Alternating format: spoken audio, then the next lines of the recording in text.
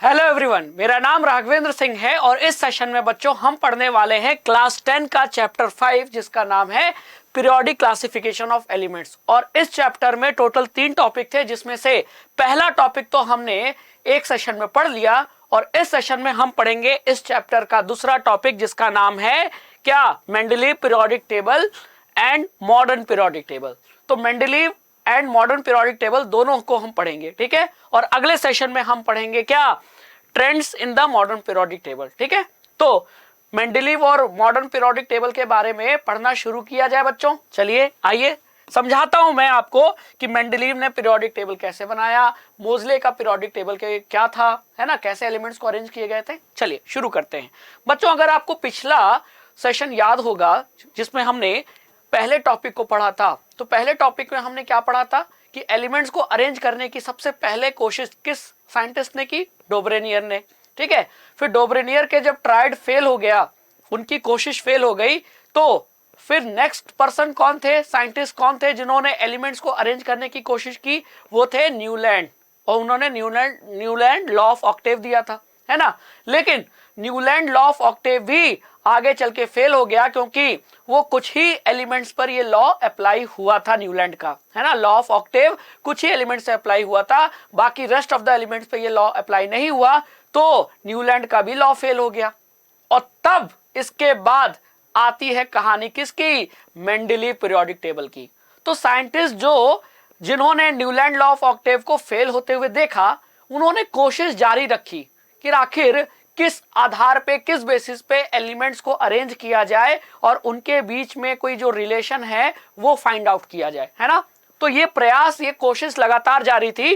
तो वही लिखा है कि even after the rejection of Newland law of octave, यानी न्यूलैंड लॉ ऑफ ऑक्टेव के रिजेक्शन के बाद many scientist continued to search for a pattern.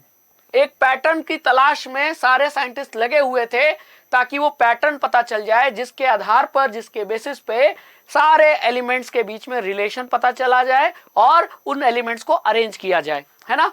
और फिर जो पैटर्न पता चला, वो पता चला अगले साइंटिस्ट को, जिनका नाम क्या था, दिमित्री इवानोविच मेंडलीव। जी हाँ, शॉर्ट में हम सिर्फ मेंडलीव याद रखते हैं, आप भी मेंडलीव याद रख सकते हैं। अगर पूरा नाम नहीं भी याद है तो कोई बात नहीं, ठीक है।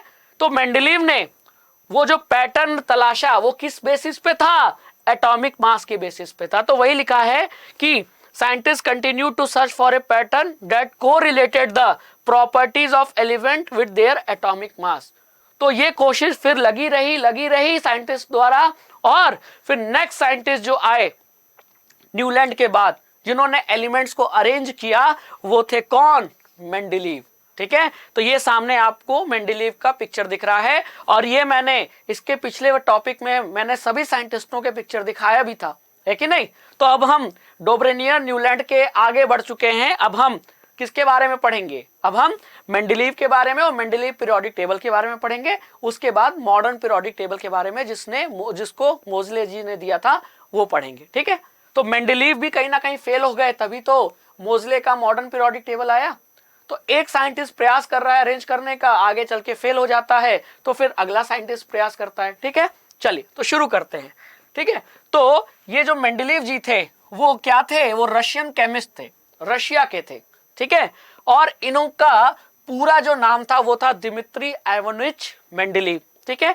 अब इनको सबसे ज्यादा क्रेडिट जाता है पीरियोडिक टेबल के फॉर्मेशन का। जी हाँ, पीरियोडिक टेबल का जो जन्म हुआ है वो किसने जन्म किया, मेंडलीव जी ने, जब इन्होंने एलिमेंट्स को क्या करना शुरू किया, एलिमेंट्स को अरेंज करना शुरू किया, वो भी किस बेसिस पे, एटॉमिक मास के बेसिस पे। तो वही लिखा है, he was the most important contributor to the early development of periodic table of elements.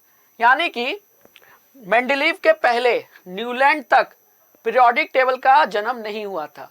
हाँ, एलिमेंट्स को थोड़ा बहुत अरेंज कर लिया साइंटिस्ट लोगों ने, लेकिन अभी टेबल नहीं बना था। पीरियोडिक टेबल का जन्म होता है मेंडलीव से, और इसीलिए पीरियोडिक टेबल के अर्ली डेवलपमेंट में किसका कंट्रीब्यूशन माना जाता है, मेंडलीव जी का, ठीक है। Where in the elements were arrange on the basis of their fundamental property atomic mass and also on the similarity of chemical properties. यानी कि मेंडलीव ने जो पीरियोडिक टेबल बनाया वो किस बेसिस पे बनाया, वो दो बेसिस पे बनाया। पहला बेसिस जो सबसे ज्यादा इंपॉर्टेंट है, एटॉमिक मास के बेसिस पे, एटॉमिक मास के इंक्रीजिंग ऑर्डर में, बढ़ते क्रम में एलिमेंट्स को लगाया। तो पहला बेसिस था इनका एटॉमिक मास, और दूसरा आधार, दूसरा बेसिस था एलिमेंट्स की केमिकल प्रॉपर्टीज में सिमिलैरिटीज। तो इन दोनों के बेसिस पर जब एलिमेंट्स को अरेंज किया तो सामने निकल के आया पीरियोडिक टेबल। अब एक क्वेश्चन उठता है कि एलिमेंट्स को अरेंज करने के बाद जो टेबल बना उसको सिर्फ टेबल भी तो कह सकते थे, पीरियोडिक टेबल क्यों बोला? आखिर पीरियोडिक टेबल बोलने के पीछे रीजन क्या था, मैं आगे बताऊंगा। ठीक है, मेंडलीव इसको टेबल भी तो बोल सकते थे, पीरियोडिक टेबल क्यों बोला?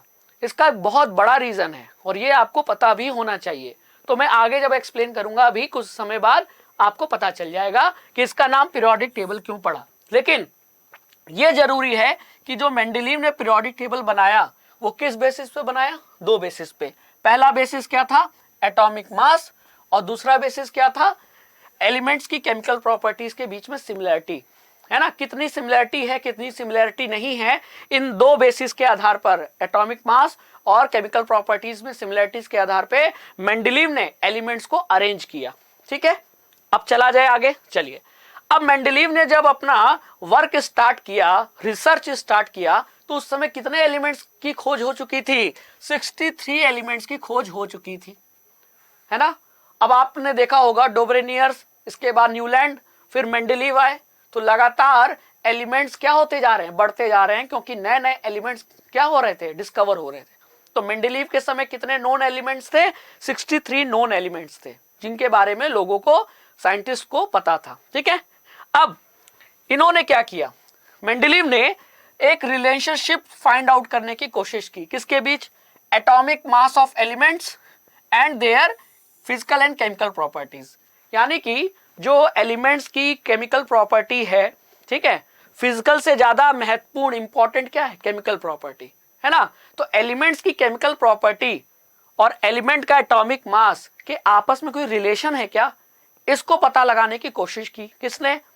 बताइए, मेंडलीव ने। और जब पता लगाया तो ये पाया कि हाँ, केमिकल प्रॉपर्टी एलिमेंट की और एटॉमिक मास एलिमेंट का, इन दोनों के बीच में रिलेशन है। जी हाँ, इनके बीच में रिलेशन होता है। केमिकल प्रॉपर्टीज कहीं ना कहीं किससे डिसाइड हो रही हैं? एटॉमिक मास से डिसाइड हो रही है। ठीक है, एटॉमिक मास मतलब किसी भी एलिमेंट किससे बना है? एटम से। एटम के सेंटर में क्या होता है? न्यूक्लियस। और न्यूक्लियस में कौन से सब एटॉमिक पार्टिकल्स पाए जाते हैं? Proton, neutron. तो प्रोटॉन और न्यूट्रॉन को ऐड कर दिया जाए तो जो नंबर निकल के आता है वही होता है एटॉमिक मास। और यही एटॉमिक मास डिसाइड करता है क्या? एलिमेंट की केमिकल प्रॉपर्टी। ऐसा किसने कहा?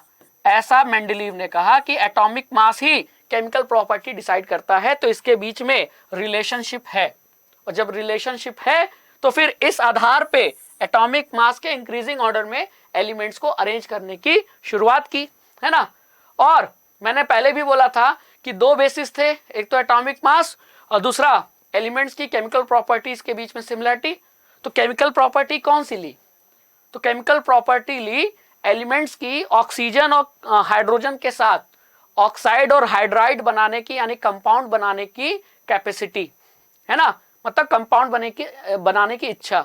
तो बच्चों, एलिमेंट्स कौन? ऑक्सीजन और हाइड्रोजन ही क्यों लिया? मेंडलीव ने ऑक्सीजन और हाइड्रोजन ही क्यों लिया कंपाउंड बनाने के लिए?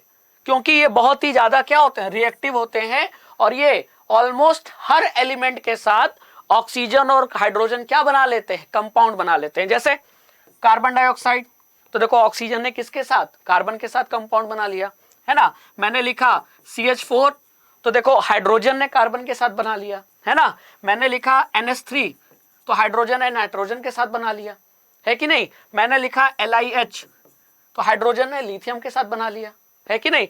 मैंने लिखा NO2, तो ऑक्सीजन ने नाइट्रोजन के साथ बना लिया। तो आप क्या देख रहे हो? हाइड्रोजन हो या नाइट्रोजन हो, ये दोनों इतने ज्यादा रिएक्टिव हैं कि लगभग हर एलिमेंट के साथ क्या बना रहे हैं? कंपाउंड। तो हाइड्रोजन जो कंपाउंड बनाएगा उसे हाइड्राइड कहेंगे, और ऑक्सीजन जो कंपाउंड बनाएगा उसे ऑक्साइड कहते हैं, इसीलिए तो CO2 क्या कहते हैं, कार्बन डाइऑक्साइड, क्योंकि 2 ऑक्सीजन है तो डाइऑक्साइड, तो ऑक्साइड है कि नहीं। तो हाइड्राइड और ऑक्साइड बनाने की ये जो टेंडेंसी है एलिमेंट की, एक तो ये बेसिस और दूसरा बेसिस क्या, एटॉमिक मास। इन दो बेसिस को ध्यान में रखते हुए मेंडलीव ने एलिमेंट्स को क्या किया, अरेंज करने की कोशिश की। समझ में आया। तो ये एग्जाम में पूछ सकता है कि मेंडलीव का पीरियोडिक टेबल बनाते समय जो एलिमेंट्स को अरेंज किया उसका बेसिस क्या था। तो 2 बेसिस थे। सबसे ज्यादा इंपॉर्टेंट बेसिस था एटॉमिक मास, तो एटॉमिक मास के इंक्रीजिंग ऑर्डर में एलिमेंट्स को अरेंज किया। और दूसरा बेसिस क्या था, एलिमेंट्स की केमिकल प्रॉपर्टी। कौन सी केमिकल प्रॉपर्टी, ऑक्सीजन और हाइड्रोजन से कंपाउंड बनाने की टेंडेंसी, वही लिखा है। Among chemical property Mendeleev concentrated on the compounds formed by elements with oxygen and hydrogen. और ऐसा क्यों सेलेक्ट किया, he selected hydrogen and oxygen as they are very reactive and form compounds with most elements. तो आपसे ये question पूछ सकता है असर्शन रीजन में कि ऑक्सीजन और हाइड्रोजन के ही कंपाउंड क्यों लिया, क्योंकि ये बहुत रिएक्टिव है और आसानी से दूसरे एलिमेंट्स के साथ क्या बना सकते हैं, कंपाउंड बना सकते हैं। तो हाइड्रोजन के कंपाउंड हाइड्राइड और ऑक्सीजन के compound oxide. Thus, the formula of hydride and oxide formed by an element were treated as one of the basic property for its classification. ठीक है, जैसे मान लो कार्बन ने 2 ऑक्सीजन के साथ क्या किया, कंपाउंड बनाया, है ना। अब मान लो जैसे CO2 है उसी तरह NO2 भी है ना। जैसे कार्बन 2 ऑक्सीजन के साथ मिलके कंपाउंड बना रहा है, उसी तरह नाइट्रोजन भी क्या कर रहा है, 2 ऑक्सीजन के साथ मिलकर नाइट्रोजन डाइऑक्साइड बना रहा है। इसका मतलब कि दोनों की केमिकल प्रॉपर्टी, किसकी, दोनों की, कार्बन और नाइट्रोजन की सेम है। सेम क्यों है, क्योंकि एक जैसे ऑक्साइड का निर्माण कर रहे हैं, फॉर्मेशन कर रहे हैं। एक जैसे कैसे, यहां भी 2 ऑक्सीजन, यहां भी 2 ऑक्सीजन। तो इसका मतलब कार्बन और नाइट्रोजन की केमिकल प्रॉपर्टी सेम है कि नहीं, मतलब सेम है। तो इसीलिए कार्बन नाइट्रोजन को एक साथ, मतलब एक आसपास रखना जरूरी है। दिमाग में एक थॉट आया, किसके, मेंडलीव के, और दूसरा था एटॉमिक मास। तो ऐसे 2 प्रॉपर्टीज को ध्यान में रखते हुए मेंडलीव ने एलिमेंट्स को रखना शुरू किया। ठीक है, तो भाई जो जिनमें प्रॉपर्टी मैच करेंगी वो पास पास होंगे, और जो बिल्कुल डिफरेंट है, जिनकी प्रॉपर्टी बिल्कुल अलग है, तो वो एकदम दूर दूर होंगे। यही ना दिमाग में बना। तो इन्होंने ऐसा किया कैसे, इसको देखो, इनको अरेंज कैसे किया एलिमेंट्स को, बहुत आसान है। इन्होंने, क्योंकि उस समय 63 एलिमेंट्स नोन थे, इसीलिए इन्होंने, मेंडलीव ने कितने कार्ड लिए, 63 कार्ड्स लिए। अब समझ में आया 63 कार्ड्स क्यों लिए, क्योंकि उस समय तक 63 एलिमेंट्स का ही पता था। अब हर एक कार्ड किसको रिप्रेजेंट कर रहा है, हर एक कार्ड एक एलिमेंट को रिप्रेजेंट कर रहा है। हर एक कार्ड एक एलिमेंट को रिप्रेजेंट कर रहा है। तो इन्होंने 63 कार्ड लिया और हर कार्ड के पीछे एलिमेंट की एक केमिकल प्रॉपर्टी लिख दिया। And on each card he wrote down the properties of one element. तो हर कार्ड के पीछे किसी एक एलिमेंट की प्रॉपर्टी लिखते चले गए। तो जैसे एक कार्ड पे कार्बन का लिख दिया, दूसरे पे नाइट्रोजन का, तीसरे पे ऑक्सीजन का। ठीक है, अब कार्ड को जब देखा और जहां जहां प्रॉपर्टी जो उन्होंने कार्ड के पीछे लिखी थी, वो प्रॉपर्टी जहां जहां सेम पाई, ऐसे कार्ड को उठाया और एक जगह क्या कर दिया, वॉल पे लगा दिया, पिन कर दिया। तो जब एक जगह लगाया तो मान लो फ्लोरीन, क्लोरीन, ब्रोमीन, ये सब एक जगह आ गए। तो मेंडलीव को ये पता चल गया, अच्छा फ्लोरीन, क्लोरीन, ब्रोमीन की प्रॉपर्टी एक जैसी थी, तो फिर इनको अरेंज करते समय क्या करना चाहिए, एक साथ रखना चाहिए। तो यहां से थॉट आया। अब इसी तरह वो अरेंज करते गए और ये कार्ड लगाते गए, और जब 63 कार्ड्स उन्होंने लगा लिया तो उनको एलिमेंट्स का अरेंजमेंट पता चल गया। ठीक है, तो वो उन्होंने क्या ऑब्जर्व किया, he observe that most of the, मतलब कब ऑब्जर्व किया, जब टोटल 63 कार्ड्स को पिन कर लिया तो फिर क्या ऑब्जर्व किया, 2 चीज ऑब्जर्व की। पहला, he observe that most of the elements got a place in a periodic table and were arrange in the order of their increasing atomic mass. मतलब जब ऐसे पिन करके सभी एलिमेंट्स को देखा तो ये पाया कि एलिमेंट्स किस सीक्वेंस में लगे हैं, एलिमेंट्स अपने एटॉमिक मास के इंक्रीजिंग ऑर्डर में लगे हैं। जैसे फ्लोरीन, फ्लोरीन से ज्यादा एटॉमिक मास किसका होता है? क्लोरीन, तो देखो इसके बाद में आया। क्लोरीन से ज्यादा एटॉमिक मास किसका होता है? ब्रोमीन का, तो ये इसके बाद में आया। तो ये पहली चीज पता चली। दूसरी चीज क्या पता चली मेंडेलीव को? It was also observe that there occurs a periodic recurrence of elements with similar physical and chemical properties। अब याद करो, मैंने शुरू में पूछा था कि टेबल का नाम पीरियोडिक टेबल ही क्यों पड़ा? इसलिए पड़ा क्योंकि जब मेंडेलीव ने इन 63 कार्ड्स को अरेंज किया, हर कार्ड एक एलिमेंट को रिप्रेजेंट कर रहा है, इसका मतलब 63 एलिमेंट्स अरेंज हो गए। वो 63 एलिमेंट्स पहली बात तो अपने एटॉमिक मास के इंक्रीजिंग ऑर्डर में अरेंज हुए, और दूसरी बात यह है कि कुछ समय अंतराल के बाद, कुछ टाइम पीरियड के बाद प्रॉपर्टीज क्या हो रही थी? रिपीट हो रही थी। तो इसलिए क्योंकि कुछ टाइम अंतराल के बाद, टाइम पीरियड के बाद टेबल में प्रॉपर्टीज रिपीट हो रही है, तो इसीलिए सिर्फ टेबल नहीं बोला गया, क्योंकि केमिकल प्रॉपर्टीज रिपीट हो रही थी, तो इसीलिए इसे पीरियोडिक टेबल बोला गया। क्योंकि पीरियोडिक ये वर्ड कहां से आया? पीरियड से, और पीरियड का मतलब टाइम, और कुछ टाइम के बाद प्रॉपर्टीज रिपीट हो रही थी, तो टाइम को इन्होंने क्या लिख दिया? पीरियोडिक बोला, और टेबल बन गया पीरियोडिक टेबल। तो अब समझ में आ गया आपको कि इस मेंडेलीव ने जब एलिमेंट्स को अरेंज किया, 63 एलिमेंट्स को अरेंज किया, तो जो टेबल बना उसे पीरियोडिक टेबल क्यों बोला? क्योंकि कुछ टाइम अंतराल के बाद मेंडेलीव ने यह देखा कि जब हम एटॉमिक मास में आगे बढ़ रहे हैं, तो कुछ समय के बाद फिर से प्रॉपर्टी क्या हो रही है? केमिकल प्रॉपर्टी फिर से रिपीट हो रही है। ठीक है, जैसे मान लो मैं ऐसे गया 1 2 3 4 5, और जब मैंने 6 को देखा तो 6 की प्रॉपर्टी 1 के जैसी थी, तो मैंने 6 को कहां रखा? 1 के पास। तो कुछ टाइम पीरियड के बाद प्रॉपर्टीज फिर से रिपीट हो रही हैं, तो इसी को बोला गया पीरियोडिक, पीरियोडिसिटी, और इसीलिए टेबल का नाम पीरियोडिक टेबल पड़ा, सिर्फ टेबल नहीं पड़ा। ठीक है, समझ में आया? तो आज आपको इस सेशन में यह पता चल गया कि हम पीरियोडिक टेबल क्यों कहते हैं। एलिमेंट्स के इस टेबल को सिर्फ टेबल क्यों नहीं कहते, पीरियोडिक टेबल क्यों कहते हैं। मेंडेलीव ने भी पीरियोडिक टेबल क्यों बोला, उसके पीछे रीजन ये है। क्यों बोला? उसके पीछे रीजन ये है क्योंकि प्रॉपर्टीज की रिपीटिशन होती है ना, और रिपीट होना समय के साथ पीरियड। ठीक है, चलो आगे चलें। अब जब इतना कुछ हो गया, टेबल बन गया, तो मेंडेलीव ने एक लॉ दे दिया। ठीक है, और वो लॉ इन 63 एलिमेंट्स पे एप्लीकेबल हो रहा था। वो लॉ क्या था? Periodic law. और पीरियोडिक लॉ क्या कहता है? तो मेंडेलीव का पीरियोडिक लॉ ये कहता है कि the properties of elements are the periodic function of their atomic mass. यानी कि जो 63 एलिमेंट्स थे, उन सभी की जो प्रॉपर्टीज है वो किससे डिसाइड हो रही है? उनके एटॉमिक मास से। और इसीलिए इन्होंने ये बोला कि properties of elements are the periodic function of their atomic mass. इसका मतलब है कि पीरियोडिक फंक्शन का मतलब ये है कि जो प्रॉपर्टीज हैं वो डिसाइड किससे हो रही हैं? कौन है जो डिसाइड कर रहा है? Atomic mass. जैसे घर में कौन है जो खाना बना रहा है? तो अधिकतर के घरों में माँ बनाती है ना।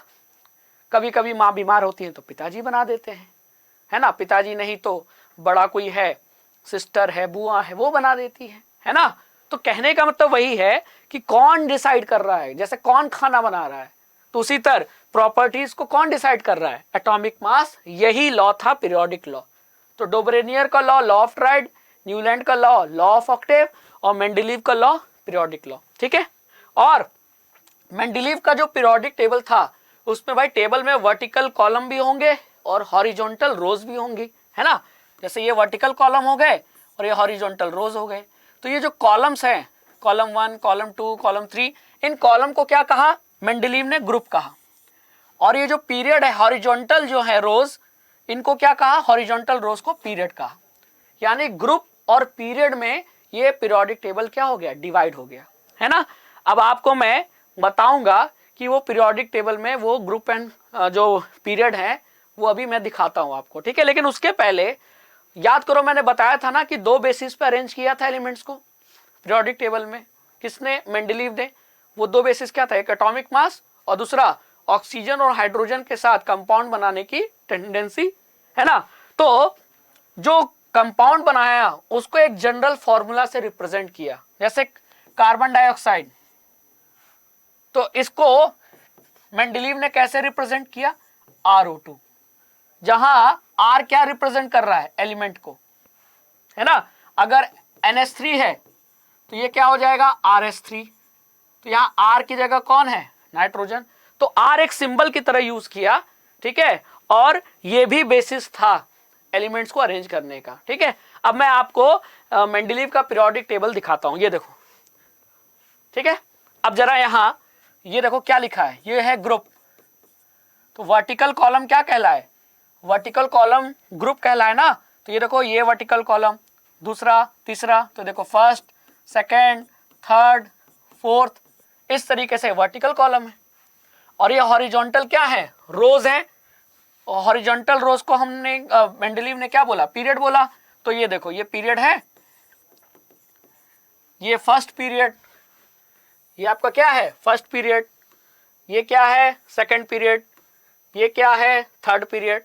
तो इस तरीके से ग्रुप और पीरियड में मेंडलीव ने क्या किया, पीरियोडिक टेबल को डिवाइड कर दिया और एलिमेंट्स को एटॉमिक मास के इंक्रीजिंग ऑर्डर में अरेंज कर दिया, है ना। आप खुद देखो, ठीक है, साफ साफ पता चल जाएगा। देखो हाइड्रोजन 1.008, 1 ले लू, ठीक है। हाइड्रोजन के बाद आ रहा है कौन, लिथियम, देखो फिर तो कोई नहीं है, फिर आ रहा है लिथियम कितना 6.939, फिर आ रहा है बेरिलियम 9.012। मतलब जैसे जैसे आप आगे बढ़ रहे हो तो एलिमेंट्स का एटॉमिक मास क्या हो रहा है, इंक्रीज हो रहा है ना। तो ये चीज तो हमने पढ़ ली कि मेंडलीव ने बढ़ते हुए एटॉमिक मास के इंक्रीजिंग ऑर्डर के में ही तो अरेंज किया था। तो देखो डेब्रेनियर ने भी एटॉमिक मास, न्यूलैंड ने भी एटॉमिक मास, और मेंडलीव ने भी एटॉमिक मास का बेसिस लिया था, ठीक है। और दूसरी तरफ एक जैसे एलिमेंट एक साथ हैं, लिथियम सोडियम पोटेशियम एक साथ है ना, कार्बन सिलिकॉन एक साथ है, फ्लोरीन क्लोरीन एक साथ है, ठीक है। चलो, तो ये सब समझ में आ गया। अब आगे चलते हैं। अब हमको ये देखना है कि मेंडलीव ने जब पीरियोडिक टेबल बनाया तो क्या क्या अचीवमेंट्स मिल गई, क्या क्या उसकी खूबी थी, उसकी खासियत क्या थी, है ना। अब तक क्या नहीं अचीव कर पाए थे जो अब अचीव कर लिया हमने। तो अचीवमेंट्स पढ़ रहे हैं मेंडलीव पीरियोडिक टेबल की, ठीक है। अब मेंडलीव पीरियोडिक टेबल की सबसे बड़ी अचीवमेंट थी कि ये एक जैसे केमिकल प्रॉपर्टीज वाले एलिमेंट्स एक जगह आ गए, होने भी चाहिए एक जगह भाई, जिनमें समानता है, सिमिलैरिटीज हैं, वो एक जगह मिलेंगे तो ही ना सही माना जाएगा। तो जैसे आप देखो फेकोनी यानी आयरन कोबाल्ट निकल, इनकी केमिकल प्रॉपर्टी अगर आप देखोगे तो लगभग सिमिलर है, और इसीलिए ये एक जगह है कि नहीं है।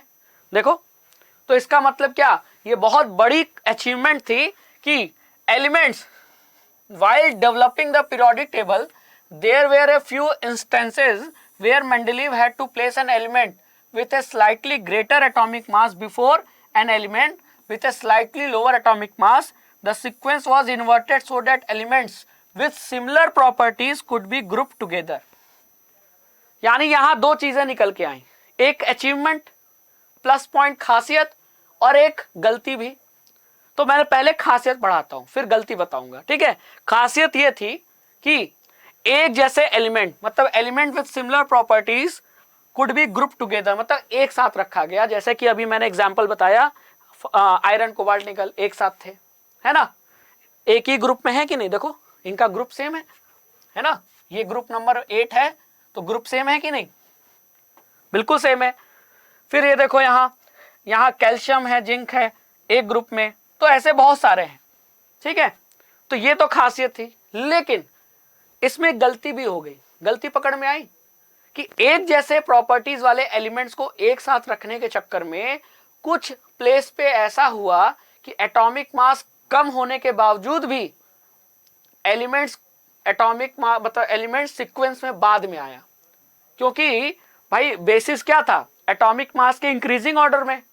तो कम एटॉमिक मास वाला पहले आएगा, ज्यादा वाला बाद में आएगा, उससे ज्यादा एटॉमिक मास वाला बाद में आएगा, है ना। यही तो सीक्वेंस चलना चाहिए। लेकिन कुछ प्लेस पे ऐसा था कि एटॉमिक मास कम होने के बावजूद भी वो सीक्वेंस में क्रम में आगे आ गया, जबकि आना चाहिए था पीछे। जैसे कि यहां देखो क्या लिखा है, कोबाल्ट एटॉमिक मास कितना है 58.9, और निकल का एटॉमिक मास कितना है 58.7। तो कोबाल्ट का एटॉमिक मास क्या है, निकल से ज्यादा है ना, 58.7 58.9, तो कोबाल्ट का एटॉमिक मास ज्यादा है, तो निकल के बाद कोबाल्ट आना चाहिए। लेकिन जरा यहां देखो, निकल के पहले आ गया। ये देखो, ये निकल है और ये कोबाल्ट है, ठीक है। यहां देखो, आप यहां देखो, टेलेरियम और आयोडीन, टेलेरियम का है 127.60 और आयोडीन का है 126.9। तो आयोडीन को पहले आना चाहिए क्योंकि उसका एटॉमिक मास टेलेरियम से कम है, लेकिन वो बाद में आ रहा है, तो ये ड्रॉबैक भी है। तो दो चीजें यहां से समझ में आई। फायदा ये हुआ मेंडलीव के पीरियोडिक टेबल का, अचीवमेंट ये था, पहला अचीवमेंट कि एक जैसे प्रॉपर्टीज वाले एलिमेंट्स एक जगह आ गए। लेकिन इस चक्कर में एक ड्रॉबैक भी निकल आया कि हायर एटॉमिक मास वाले एलिमेंट्स सीक्वेंस में पहले आ गए, कई कुछ जगहों पे, हर जगह नहीं, कुछ प्लेसेस पे, ठीक है। तो ये समझ में आया। चलिए आगे चलते हैं। तो आपको पहली अचीवमेंट क्लियर कट पता चल गई, पूछेगा तो आप इस टेबल में बता सकते हो, है ना। लिमिटेशन यानी ड्रॉबैक भी, गलतियां भी बता सकते हो और अचीवमेंट भी बता सकते हो। अभी तो ये पहली अचीवमेंट आपने पढ़ी, और भी अचीवमेंट है ना। मेंडलीव को आपका मत समझो, बहुत सारे अचीवमेंट उन्होंने प्राप्त किया। अब देखो फर्दर, यानी अब दूसरी अचीवमेंट क्या थी। Further Mendeleev left some gap in periodic table. Mendeleev ने अपने पीरियोडिक टेबल में कई सारे गैप छोड़ रखे थे। देखो देखो, यहाँ गैप है कि नहीं, कोई एलिमेंट दिख रहा है, कोई नहीं। यहाँ गैप है, यहाँ गैप है, यहाँ गैप है, यहाँ गैप है, यहाँ गैप है ना, ये गैप दिख रहे हैं। तो इसका मतलब कि मेंडलीव ने ये सोचा था कि एलिमेंट्स हो सकते हैं। उन्होंने बोल्ड तरीके से, बिल्कुल बोल्ड होकर ये बोला कि देखो, मैं अभी जो अरेंज किया है, मैंने 63 एलिमेंट्स को अरेंज किया है, हो सकता है फ्यूचर में और एलिमेंट डिस्कवर हो और उनकी प्रॉपर्टी उस एलिमेंट से मैच करे जो कि इस बॉक्स में होना चाहिए। तो मैं क्या करता हूं, पहले ही उनके लिए जगह छोड़ देता हूं कि बाद में वो एलिमेंट डिस्कवर होंगे तो आप फ्यूचर में, आप, मैं, कोई भी उसको वहां बॉक्स में रख देगा। तो यानी फ्यूचर का सोच के चल रहे थे कौन, मेंडलीव। तो वही लिखा है कि Mendeleev left some gap in periodic table instead of looking upon this gap as defect. उन्होंने इसको डिफेक्ट नहीं बोला, कमी नहीं है, उन्होंने ये बोला कि ये प्लस पॉइंट है पीरियोडिक टेबल का मेरे, कि फ्यूचर में वो कोई एलिमेंट डिस्कवर होगा तो आप लोग इसको इस वैकेंट गैप में रख सकते हो, है ना। Mendeleev boldly predicted the existence of some elements that had not been discovered at that time, है ना। तो ये तो वैसे ही बात हो गई कि बच्चा पता है कि पैदा होने वाला है, हमने उसका नामकरण पहले से कर दिया, ऐसा समझ लो। तो इन्होंने वो जो गैप में एलिमेंट्स आएंगे फ्यूचर में ऐसा कहा, तो वो एलिमेंट कौन से होंगे ये तो पता नहीं था, लेकिन उनका नाम पहले रख दिया। और उनका नाम कैसे रखा, संस्कृत वर्ड लिया एका, जिसका मतलब था वन, और कुछ एलिमेंट्स का नामकरण पहले ही कर दिया। मतलब जैसे बच्चा पैदा नहीं हुआ और माँ बाप ने पहले ही सोच लिया कि अगर बच्चा पैदा होगा तो हम इसका नाम रखेंगे क्या, युवराज। क्या रखेंगे, युवराज रखेंगे, ठीक है। तो मेंडलीव ने भी वैसा किया। एलिमेंट अभी डिस्कवर नहीं हुआ है, लेकिन मेंडलीव ने सोचा कि मैं पहले ही से नामकरण रख देता हूं। तो इन्होंने संस्कृत वर्ड एका का यूज करके नामकरण कर दिया, एका बोरॉन, एका एल्यूमिनियम, एका सिलिकॉन, ठीक है। अब बाद में क्या हुआ कि कुछ एलिमेंट्स खोजे गए, डिस्कवर हुए, जैसा मेंडलीव ने बोला था, जिनकी प्रॉपर्टी एका बोरॉन, एका एल्यूमिनियम और एका सिलिकॉन से मैच हुई। तो एका बोरॉन की प्रॉपर्टी किससे मैच हुई, स्कैंडियम से। तो एका बोरॉन का जो गैप बॉक्स वैकेंट था वहां किसको रख दिया गया, स्कैंडियम को रख दिया गया, ठीक है। तो एका बोरॉन के जगह पे कौन आ गया, स्कैंडियम। एका एल्यूमिनियम की प्रॉपर्टी किससे मैच हुई, गैलियम से, तो इसके जगह कौन आ गया, गैलियम आ गया। और एका सिलिकॉन के गैप पे कौन आ गया, जर्मेनियम आ गया। तो ये एग्जाम में पूछा जाता है कि एका बोरॉन किसका नाम था, स्कैंडियम का नाम था, ठीक है। मतलब मेंडलीव ने नाम रखा था एका बोरॉन, और बाद में जब स्कैंडियम खोजा गया और उसकी प्रॉपर्टी इसके सिमिलर पाई गई, तो इसके गैप पे, मतलब जहां इसका पोजीशन होना था वहां फिर किसको रख दिया गया, स्कैंडियम को रख दिया गया, ठीक है। तो एका बोरॉन मतलब स्कैंडियम, एका एल्यूमिनियम मतलब गैलियम, और ए का सिलिकॉन मतलब जर्मेनियम, ये एग्जाम में पूछा जाता है, तो इसको मैं 5 स्टार टिक कर देता हूं, मतलब एग्जाम के पॉइंट ऑफ व्यू से ज्यादा इंपॉर्टेंट है। ठीक है, समझ में आया? देखो जरा, ए का एल्यूमिनियम की तुलना किससे हुई है? गैलियम से। अब देखो ए का एल्यूमिनियम एटॉमिक मास कितना, पहले ही से बोल दिया था, क्योंकि सीक्वेंस पता था ना, 1 के बाद 2, 2 के बाद 3 आएगा। अब 68 पर गैप हो गया, तो उसका नाम पहले ही रख दिया था ए का एल्यूमिनियम, किसने? मेंडलीव ने। बाद में जब गैलियम की खोज हुई तो गैलियम का एटॉमिक मास कितना? 69.7 पता चला, तो लगभग सिमिलर है कि नहीं, क्लोज है। ठीक है, फिर जो ऑक्साइड बना रहा है एल्यूमिनियम वो E2O3, तो उसी तरह गैलियम भी क्या करता है? Ga2O3 बना रहा है। तो यानी क्या आप क्या देख रहे हो, केमिकल प्रॉपर्टी, एटॉमिक मास ए का एल्यूमिनियम और गैलियम का सेम है, तो ए का एल्यूमिनियम के प्लेस पर बाद में किस एलिमेंट को रखा गया? गैलियम को रखा गया। तो इसीलिए मैं बोल रहा हूं कि ये तीनों से क्वेश्चन आते हैं, इसको जरूर याद रख लेना। ठीक है, ए का बोरॉन मतलब स्कैंडियम, ए का एल्यूमिनियम मतलब गैलियम, और ए का सिलिकॉन मतलब जर्मेनियम। ठीक है, जर्मेनियम का सिंबल होता है Ge। क्लियर? चलिए, ठीक है, चलिए अब एक और अचीवमेंट थी, 2 अचीवमेंट बता दिया। पहले तो सेम प्रॉपर्टी वाले एलिमेंट्स एक जगह आ गए। दूसरा अचीवमेंट ये था कि मेंडलीव पीरियोडिक टेबल में पहले से गैप थे। ठीक है, और उन गैप वाले एलिमेंट्स को पहले से नाम दे दिया था, बाद में जो एलिमेंट्स खोजे गए वो वहां रख दिए गए। और तीसरा अचीवमेंट था कि नोबल गैसेस के लिए, noble gases which were discovered very late because they are very inert could be placed in a new group without disturbing the existing order. मतलब जो मेंडलीव के पीरियोडिक टेबल में जो वैकेंट गैप था, खाली place था, ठीक है, तो उसमें से कुछ प्लेस उन्होंने ऐसा रखा था जहां आगे चल के किसको रख दिया गया? नोबल गैस को, बिना टेबल में किसी छेड़छाड़ किए। अब नोबल गैस काफी लेट डिस्कवर हुई, क्यों? क्योंकि नोबल गैस क्या होते हैं? इनर्ट। जैसे कि नोबल गैसेस का एग्जांपल हीलियम, नियॉन, आर्गन, है ना, ये सब इनर्ट गैसेस हैं। इनर्ट मतलब ये केमिकल रिएक्शन में पार्टिसिपेट ही नहीं करना चाहती। क्यों? क्योंकि ये पहले से क्या है? इनर्ट गैसेस पहले से स्टेबल होती हैं,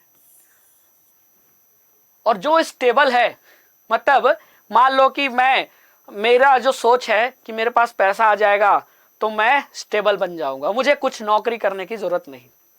ठीक है, अगर मेरे पास पैसा आ जाएगा तो फिर पैसे कमाने की जरूरत क्या है? तो मैं स्टेबल हो गया। तो जब मेरे पास पैसा आ गया तो क्या मैं पैसे कमाने की कोशिश करूंगा? नहीं, क्योंकि जरूरत नहीं है। ठीक उसी तरह ये जितने केमिकल रिएक्शन होते हैं ना एलिमेंट्स के बीच, ये इसलिए होते हैं ताकि वो स्टेबल बन जाए। अब नोबल गैसेस जब पहले से स्टेबल है तो वो क्यों केमिकल रिएक्शन में पार्टिसिपेट करेंगे? और जब केमिकल रिएक्शन में पार्टिसिपेट नहीं करेंगे तो उनके बारे में पता कैसे चलेगा कि अच्छा ये भी पार्टिसिपेट कर रहे हैं? इसके लिए नोबल गैसेस क्योंकि इनर्ट होते हैं, इसीलिए इनका लेट पता चला। और लेट पता चला, लेकिन जब भी पता चला तो जब इनको पीरियोडिक टेबल में रखा गया तो पीरियोडिक टेबल में कोई चेंज करने की जरूरत नहीं पड़ी, क्योंकि मेंडलीव ने पहले से ही गैप छोड़ दिए थे। तो ये भी एक बहुत बड़ा अचीवमेंट था किसका? मेंडलीव के पीरियोडिक टेबल का, है ना। तो अचीवमेंट्स तो हमने पढ़ लिया। ठीक है, अब आ जाते हैं लिमिटेशन पढ़ लेते हैं। ठीक है, लिमिटेशन कह लो या पूछ लो कमी कह लो, है ना। समझ में आया? चलो अब आपको मैं बताऊं कि पहला कमी तो मैंने आपको बताया था, क्या? कुछ प्लेस पे पीरियोडिक टेबल के, मेंडलीव के पीरियोडिक टेबल में कुछ प्लेस पर ऐसा था कि जहां कम एटॉमिक मास वाले एलिमेंट को जो पहले रखना चाहिए, हमने कहाँ रखा? बाद में। हमने नहीं, मतलब मेंडलीव ने रखा है कि नहीं, उनका क्रेडिट हम क्यों ले ले, छीन ले, है ना। तो वो कुछ जगह पे मैंने आपको दिखाया था। ठीक है, जैसे कि मैं एक बार फिर दिखा देता हूं आपको। देखो, कोबाल्ट को पहले रखा गया जबकि इसका एटॉमिक मास ज्यादा है, इसको बाद में आना चाहिए था, तो ये कमी यहाँ है। फिर यहाँ कमी दिखाया, आयोडीन का एटॉमिक मास टेलेरियम से कम है, फिर भी आयोडीन को बाद में रखा गया, तो ये लिमिटेशन क्लियर हुआ। चलिए एक लिमिटेशन यानी कमी और बताता हूं। हाइड्रोजन, हाइड्रोजन ना बड़ा यूनिक एलिमेंट है, क्योंकि ये मेटल जैसी प्रॉपर्टी भी दिखाता है और नॉन मेटल के जैसी प्रॉपर्टी भी दिखाता है। मेटल जैसे कैसे? Hydrogen like alkali metals, hydrogen combines with halogen, oxygen and sulfur to form compounds having similar formula। मतलब कि जैसे अल्काली मेटल्स, अल्काली मेटल्स किसे कहते हैं? लिथियम, सोडियम, पोटेशियम, इन्हें अल्काली मेटल्स कहा जाता है। तो जैसे लिथियम हाइड्रोजन के साथ क्या बनाता है, लिथियम हाइड्राइड, है ना, तो हाइड्रोजन भी दूसरे हाइड्रोजन के साथ बनाता है कंपाउंड। तो इसका मतलब जैसे अल्काली मेटल्स प्रॉपर्टीज दिखा रहे हैं, ठीक वैसे ही प्रॉपर्टी कौन शो कर रहा है, हाइड्रोजन। तो यानी हाइड्रोजन मेटल्स की तरह भी है। फिर हेलोजेंस की बात करें, on the other hand just like halogen, halogen किसे कहते हैं, फ्लोरीन, क्लोरीन, ब्रोमीन, आयोडीन, ये सब हेलोजेंस की कैटेगरी में आते हैं। तो जैसा हेलोजेंस की प्रॉपर्टी है वैसी प्रॉपर्टी हाइड्रोजन की भी है। और हेलोजेंस होते हैं नॉन मेटल, हेलोजन जैसे कि फ्लोरीन, क्लोरीन, ब्रोमीन क्या है, नॉन मेटल। तो हाइड्रोजन नॉन मेटल की तरह भी प्रॉपर्टी शो कर रहा है और हाइड्रोजन मेटल्स की तरह भी प्रॉपर्टी शो कर रहा है। मतलब कि हाइड्रोजन फिक्स नहीं है कहां रखा जाए, है ना। तो हाइड्रोजन की जो पोजीशन है वो फिक्स नहीं हो पा रही है किसमें, मेंडलीव के पीरियोडिक टेबल में। ये एक कमी थी। सर्टेनली देखो पहली कमी दिख गई, no fixed position can be given to hydrogen in the periodic table. This was the first limitation of Mendeleev periodic table, कि हाइड्रोजन की पोजीशन क्लियर नहीं थी। और एक और लिमिटेशन देख सकते हो कि जो मैंने बताया कि एटॉमिक मास कम होने के बावजूद भी एलिमेंट को क्या बाद में रखा गया। ठीक है, अभी एग्जांपल बताया था ना, कोबाल्ट निकल वाला, आयोडीन और टेलेरियम वाला, एक वो लिमिटेशन और एक ये लिमिटेशन कि हाइड्रोजन की पोजीशन फिक्स नहीं थी। ठीक है, अब एक और क्या लिमिटेशन है, जब मेंडलीव ने पीरियोडिक टेबल बनाया उस समय आइसोटोप की खोज डिस्कवरी नहीं हुई थी। आइसोटोप मतलब, तो जरा इनको ध्यान से देखो, ये तीनों हाइड्रोजन के एटम हैं, ठीक है, लेकिन तीनों में देखो प्रोटॉन एक ही है ना, यहां भी एक प्रोटॉन, यहां भी एक प्रोटॉन, यहां भी एक प्रोटॉन। और प्रोटॉन क्या डिसाइड करते हैं, एटॉमिक नंबर। अब क्योंकि एक प्रोटॉन है तो एटॉमिक नंबर भी क्या हुआ, एक। तो इन तीनों हाइड्रोजन के एटम का एटॉमिक नंबर सेम है, तीनों का 111। लेकिन यहां देखो एक प्रोटॉन 0 न्यूट्रॉन, है ना, तो प्रोटॉन एक है, न्यूट्रॉन 0 है। ठीक है, यहां कितना, 1 न्यूट्रॉन, यहां कितने, 2 न्यूट्रॉन। तो अब एटॉमिक मास क्या होता है, एटॉमिक मास मतलब प्रोटॉन न्यूट्रॉन का सम। तो यहां प्रोटॉन है, न्यूट्रॉन तो है नहीं, तो एटॉमिक मास क्या आया, 1 आया। यहां प्रोटॉन 1 न्यूट्रॉन 1, तो दोनों को जोड़ दो 2, तो एटॉमिक मास क्या आया, 2।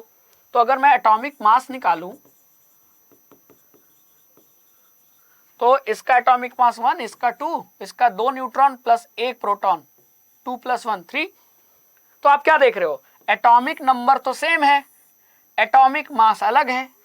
तो एक ही एलिमेंट के ऐसे एटम्स जिनका एटॉमिक नंबर सेम हो, एटॉमिक नंबर सेम हो लेकिन एटॉमिक मास डिफरेंट हो, उन्हें आइसोटोप कहते हैं। तो हाइड्रोजन के कितने आइसोटोप होते हैं, 3, प्रोटियम, ड्यूटेरियम, ट्राइटियम। और इन आइसोटोप को कहां रखा जाए ये क्लियर नहीं था। Isotope were discovered long after Mendeleev had proposed his periodic classification of elements. Thus, isotope of all elements posed a challenge to modern periodic law.